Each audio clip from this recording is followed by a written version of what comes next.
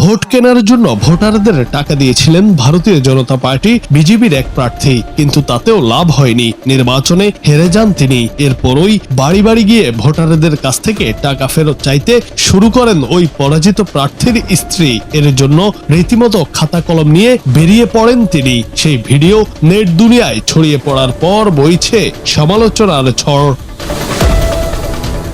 জানা যায়, সম্প্রতি ভারতের তেলেঙ্গানা রাজ্যের পৌর নির্বাচনে মাঞ্চিরিয়াল মিউনিসিপ্যাল কর্পোরেশনের ৯ নম্বর ডিভিশন থেকে প্রতিদ্বন্দ্বিতা করেছিলেন বিজেপির প্রার্থী জাদি তিরুপতি। নির্বাচনে মাত্র ১৬ ভোটের ব্যবধানে কংগ্রেস প্রার্থীর কাছে পরাজিত হন তিনি। অভিযোগ উঠেছে, ফল ঘোষণার পর গভীর হতাশায় তিরুপতি ও তার পরিবারের সদস্যরা সেই সব ভোটারদের বাড়িতে যাচ্ছেন যারা টাকার বিনিময়ে তাকে ভোট দেওয়ার প্রতিশ্রুতি দিয়েছিলেন।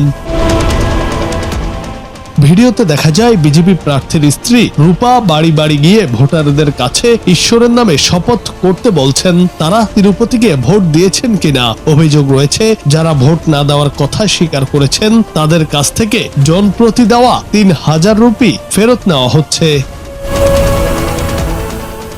জুনায়েদ আহমেদ, বাংলা টিভি।